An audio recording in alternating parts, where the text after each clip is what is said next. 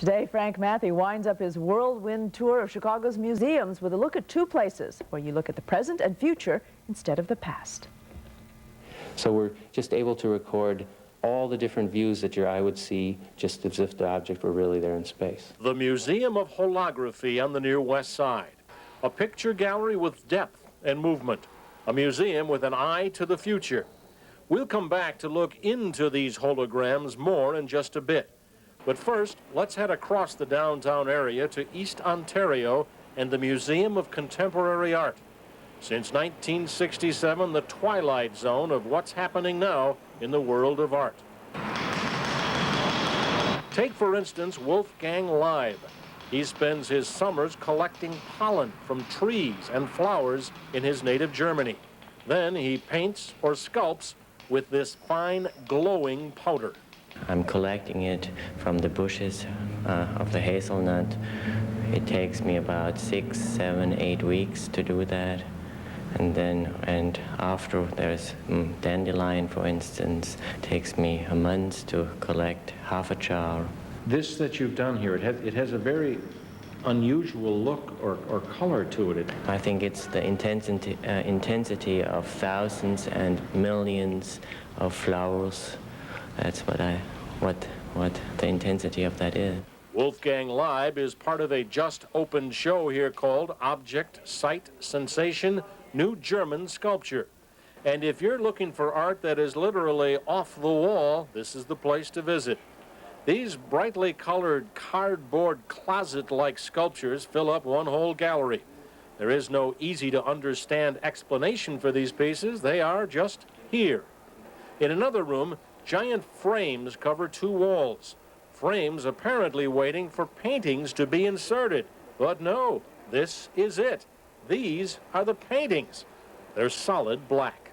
In an old master painting, we looked at a painting or a sculpture and it told a story, and we looked at it, and we weren't part of it, but we interpreted it. In contemporary art, the art of this century, the viewer is a 50-50 participant with the artist, because the artist expects us to project ourselves into the work, to become part of it, intellectually, emotionally, even physically. Contemporary art. You love it or you hate it. You praise the artists or you blast them with criticism. But there's no need to make them cry over spilled milk. It's a piece of marble, a slab of white marble, extremely pure white marble. The title is Milkstone, and that's what it is. And if it's art, or if it's medicine, or if it's, I don't know what it is.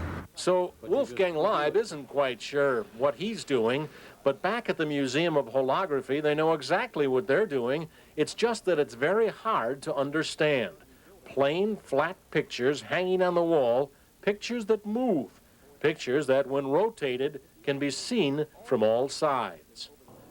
Holography. The first thing I've got to tell you is that it's a 3-dimensional spectator sport.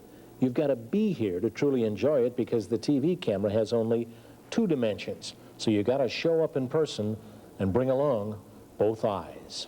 In a hologram, by the use of lasers, we're able to take all the different views that a piece of photographic film could see from any position. And as you move from left to right, you can actually see as if the real object were there, and you're seeing the left side when you're on the left, the right side when you're on the right. Holograms are recorded on a light-sensitive material, and until light shines on them from just the right angle, they're nothing. But then they jump out at you, right out of the frame in 3-dimensional life.